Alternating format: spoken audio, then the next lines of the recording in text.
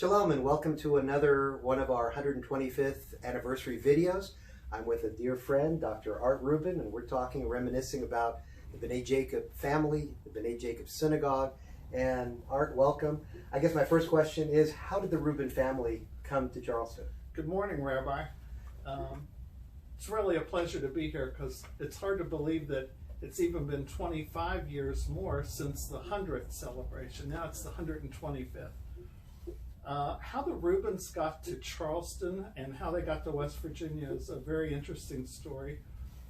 My grandfather, Joe Rubin, was an immigrant from some part of Russia. We know the name of the village. It doesn't exist anymore, Wits. And his mother purposely sent out her sons as they got old enough to be drafted into the Tsar's army. She did not want that. And so they all escaped, setting out on foot at different times, crossing Europe, and then making their way to the United States. And my grandfather came through Ellis Island, New York City, couldn't speak a word of English, only Russian, almost no money to his name. He took a couple of odd jobs in New York City, started to learn the language, learned how to make change. And in the meantime, his brothers had made their way to Baltimore, Maryland, and they were in different businesses, mostly at the beginning, general merchandise kind of services. So he made his way to Baltimore, and they outfitted a horse and wagon with a variety of merchandise, and he started bringing the horse and wagon from Baltimore into the northern part of West Virginia, particularly through Pendleton County. And he fell in love with a little town in Pendleton County called Franklin, West Virginia, and decided that that would be a good place to open a general store. So he opened the general store, and it went very well. And of course, he needed a wife. Back then, it was, somebody must have said, "You need a wife." So he was introduced to my grandmother Goldie in Baltimore, and they were married, and they moved to Franklin, and she helped him with the store. And not long after, my father was born. They were the only Jewish family in Franklin, West Virginia, and my grandfather said a lot of people came into the store to look in the bassinet at the little Jew baby to see whether they looked different. Subsequently, over the next few years, my two uncles were born, and one day somebody couldn't pay their bill in cash, and they gave my grandfather some shares in some natural gas wells that were over in Ohio. And for the next year or two, every quarter, he would get a check with a little bit of money in it from these gas wells. And he wasn't doing anything to earn the money. It was just coming as payment on this debt. So he said to my grandmother one day, "We need to go over to Ohio and see what this is all about." So he was the first person in Franklin to have a Model T Ford. So they loaded up the three little boys and set out from Franklin, West Virginia to the area of Ohio just west of Pomeroy, Ohio. It took them 3 or 4 days back then because of the condition of the roads. And he looked at the wells, and he went back to Franklin and thought, you know, that might be a good business. So they packed up the store, and they moved and opened another general store in Pomeroy, Ohio, and he started investing in the gas wells, and then decided that it would be better if they lived in Parkersburg, West Virginia. There was a larger Jewish community there, and the boys were older, and he wanted them bar mitzvahed and all. So they lived in Parkersburg till after World War II, when my father and uncles had come back from the war and graduated from Ohio State. And now it was the late 40s, and my father at that time was probably in his late 20s, almost 30 years old, and my grandmother decided it was time that he met somebody to get married. Again, that's what people did back then. And at that time, there was a much larger Jewish population in Charleston, and that's where you went to meet girls to get married. So they moved to Charleston in 1948, and very quickly he met my mother, and they went out for a couple of years. I think they were engaged for a couple of years, and then they actually were the first large wedding in the current synagogue building, which was back then called the New Synagogue, because it had just been built with the whole sanctuary open. Some beautiful pictures. It was in June of 1950. The weather was about 100 degrees. In all of the pictures, the women are wearing furs, and because that was what you wore then. And they had a big reception at the old Daniel Boone Hotel in the Mirror Ballroom. So my other grandparents, the Gardners, had come to Charleston back in the teens. They were in the dry cleaning business, and they had made their way from Europe through Mississippi and then Cincinnati, and then ended up in Charleston. So that's how the Rubins got to Charleston. Well, that so we've brings been here us, since 1948. That's awesome. Well, that brings us now to B'nai Jacob Synagogue. What are your earliest memories of B'nai Jacob growing up here? I think my earliest for sure memory is that back in my day there was no public kindergarten, and but we did have a kindergarten at the synagogue. It was in the room where the little chapel is now, and I can remember that my teacher's name was Mrs. Brewer, and back then the congregation was so large. We had large classes even in the kindergarten. There's a wonderful picture of my class lined up on the front steps in cap and gown, graduating from kindergarten. A lot of the people are still around this area, or we're still in touch with them. It was a close class. Back then there were so many kids at the synagogue, you might not know the kids 2 years ahead of you or 2 years behind you. You kind of stayed in your own social group at that time. So I think that's my earliest memory. Well, some of my most fondest memories of you is the years you coordinated and helped put together the Shabbat in the Woods program.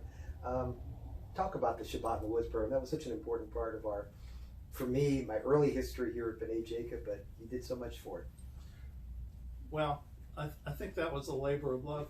It actually was started by Rabbi Landau before you came, and we went 2 years to North Bend State Park. The rooms were decent. The actual space where we met and prayed and played and ate and cooked was one large room. It was very confining. And I can remember that, and it was in November, I believe. It was pretty chilly. We did not have enough refrigerator space after the meals, and we would put the stuff out in Dr. Jack Pushkin's truck to keep it cool till the next morning. But we had a good time. It was extremely religious. There were some talent shows that were good, but not a lot of games. So then it kind of went away for a few years until you came, and we were able to secure better accommodations at Camp Virgil Tate. We actually had a kitchen, and I think the thing that I enjoyed the most was that for me it was a true Shabbat. I didn't drive, I didn't write, I didn't do it. We didn't cook then. We prepared everything before we left and took it out with us. And my very favorite time would be Friday afternoon, when I took all of the stuff out there, got everything set up the tables for Shabbos dinner. There was nobody there. It was quiet. It was just a nice weekend. It was a very nice weekend. My kids loved it. All of the kids at that time loved it. Had a good time with the games, and we had a nice group of parents at that time. The highlight for me was always the talent show, your top 10 lists. Top 10 lists. The famous top 10 lists right? that you used to give. Oh, and well, my other favorite was the Julie-Wed game, because we would see how well couples knew each other, especially people like Harry and Margaret. You know, I can remember some funny answers, and hitting people in the head with the card if they didn't get the right answer. You Rick remember, and Barbie stayed off. Do you remember Phil and Shirley Goldstein were celebrating, I think, their 50th wedding anniversary, and they hadn't answered any question correctly. And I think Phil said, "We are not celebrating our 50th wedding anniversary together." Yeah, the Shabbat in the Woods was just wonderful. Your family has been a part of B'nai Jacob, and you've had lots of celebrations and family get-togethers. What are your most memorable ones here? Well, I've had a lot of memorable ones. Of course, you know, my own bar mitzvah, the bar mitzvah and bat mitzvah of my brother and sister. There were a total of 10 Rubin cousins, so we went through a lot of bar mitzvahs and bat mitzvahs and luncheons and parties. But I think probably, and I was talking to my wife, Missy, about this, I think the most memorable one for us was my daughter Gail's wedding. 350 people. The synagogue was open. Everybody was just in such a good mood because it was such a wonderful occasion. And as we're standing up there on the pulpit with you officiating, we were remembering that you know, you had officiated at her bat mitzvah, at my other daughter Donna's bat mitzvah, now at Gail's wedding, and the comments that you made, and the sense of community that was being felt by not only our Jewish friends but our non-Jewish friends who still talk about that wedding. It's been more than 21 years. I think that was a highlight.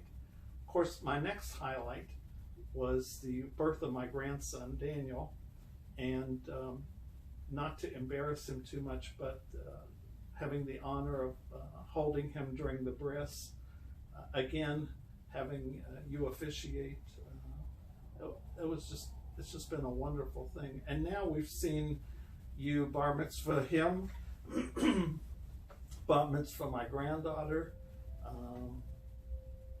some more unpleasant things with some funerals, the loss of my parents over the years, but a lot of tradition for the Rubin family in this synagogue. It's really, for your family, it's been Lador Vador from generation to well, generation. and you know, we have to remember that you were good friends with my grandfather Joe, and so now we're on to the 5th generation. Wow, that's hard to believe. And Daniel's working on his learner's permit. He's got his learner's permit, so he'll be driving soon. He's a junior in high school already. Oh, that's wonderful. Well, we could talk forever, but I guess to wrap it up, what does B'nai Jacob mean to you? It means a lot to me, and you know, it was the center of my religious life growing up, my social life growing up. I was here 6 days a week. The only day I was not here at B'nai Jacob Synagogue when I was growing up was Fridays. And that's because there was no Hebrew school that day. And Rabbi Cooper did not want the children at Friday night services. He wanted just the adults. So my brother and I knew that even before my sister was born, we were always going to have a babysitter on Friday night at least. But that was the only day of the week that I wasn't here at the synagogue when I was growing up. And it's continued to mean a lot to me, with a lot of help from yourself. This past spring, I celebrated the 55th anniversary of my bar mitzvah. You did a nice job. Which was amazing. But helped to plan the luncheon, you know, so that it was the same as back in the old days. So the place means a lot, and the people mean a lot. Well, the Rubin family and you mean so much to me and to this entire community. So thank you for your support, your generosity, and your love and care for B'nai Jacob Synagogue. Thank you for sharing some memories with me.